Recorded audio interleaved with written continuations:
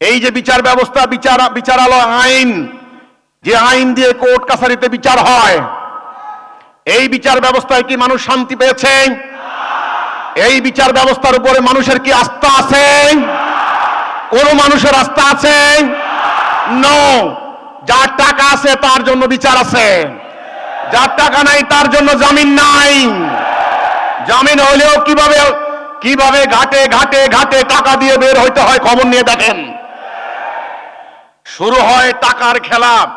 ধরেন কোথাও কোনো একটা ঘটনা ঘটেছে, এবার থানায় মামলা, ওখান থেকে শুরু, মামলা থেকে শুরু আদালতে যাওয়া, আদালতের প্রক্রিয়া প্রসিডিউর হতে হতে হতে হতে এই মামলা ফাইনালি সাক্ষী হওয়া, চার্জশিট হওয়া, রায় হওয়া অথবা খালাস হওয়া, যাই হোক, এই যে টোটাল প্রক্রিয়ার মধ্য দিয়ে আপনারা কি পাচ্ছেন? এখানে ন্যায় বিচারের কোনো সুযোগ আছে? টাকা ছাড়া আদালতে যান, এক বান্ডেল টাকা নিয়ে যান, বেচারা মামলার বাদী অথবা বিবাদী ওই যে দোকানের পাশে কলা রুটি খেয়ে সারাদিন দিন পার করে দিচ্ছেন, এই পকেটের টাকা চলে যাচ্ছে উকিলের পকেটে, মুহুরির পকেটে, ওই বিচারকের ওখানে যারা যারা আছে তাদের পকেটে।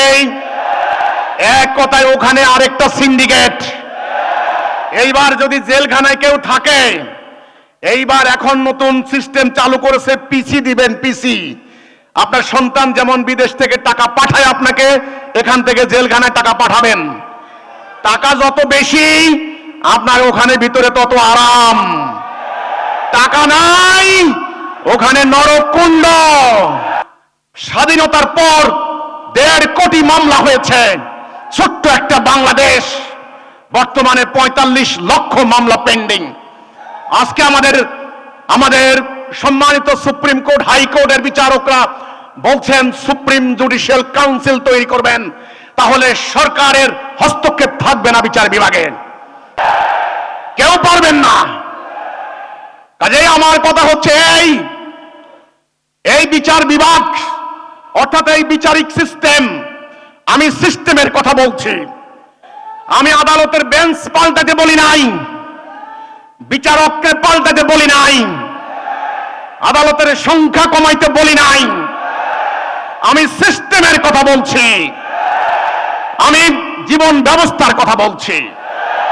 আমার প্রস্তাবে সিস্টেমকে পাল্টাতে হবে, তা না হলে ন্যায় বিচার হবে না। আমার প্রস্তাবিত বিচার ব্যবস্থা হবে আল্লাহর দেওয়া বিচার ব্যবস্থা।